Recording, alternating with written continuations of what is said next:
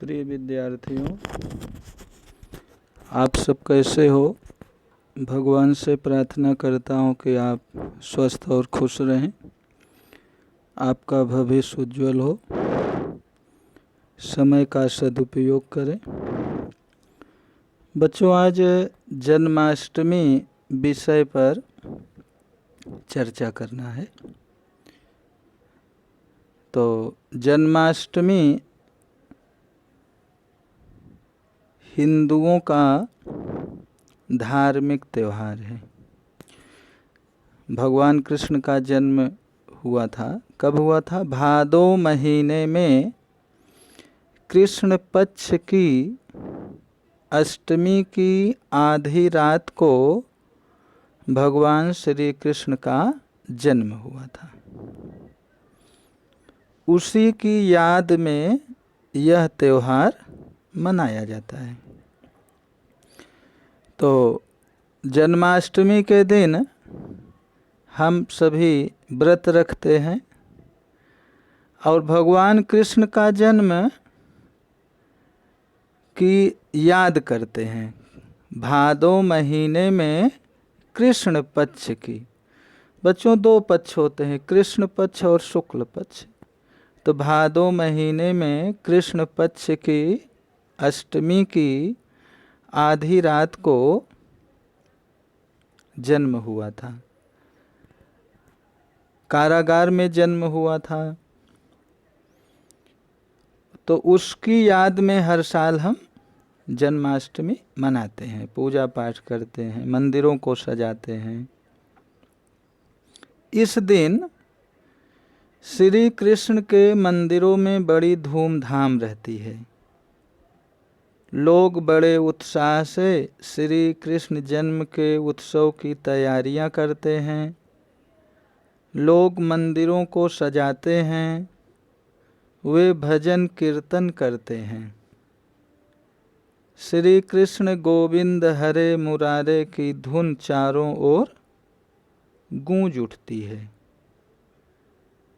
महाराष्ट्र में गोविंदा आला रे आला के गीत के साथ नाचने गाने की धूम मच जाती है। तो पूजा पाठ करते हैं। 12 बजे जैसे 12 बजता है तो शंखनाद करते हैं, घंट बजाते हैं और भगवान की आरती करते हैं। फिर उसके बाद अपना व्रत लोग तोड़ते हैं। आधी रात को श्री कृष्ण जन्म का उत्सव होता है। दर्शन के लिए मंदिरों में भीड़ लग जाती है। इस दिन बहुत से लोग उपवास करते हैं। वे श्री कृष्ण जन्म के बाद ही फलाहार करते हैं। तो बच्चों, ये श्री कृष्ण का जन्म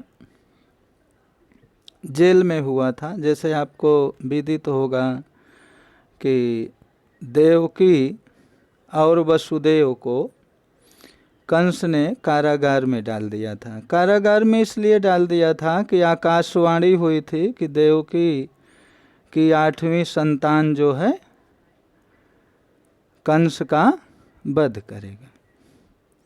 लेकिन जब भगवान कृष्ण का जन्म हुआ तो जो पहरेदार थे, रात के 12 बजे जन्म हुआ तो सब पहरेदार सो गए, दरवाजे खुल गए। वसुदेव जो है रात्रि में जो है यमुना नदी पार करके भगवान को गोकुल पहुंचा दिए थे। भगवान का पालन पोषण नंद ने किया। जब भगवान बड़े हुए तो उन्होंने कंस का वध किया और देवकी और वसुदेव को कारागार से मुक्त किया।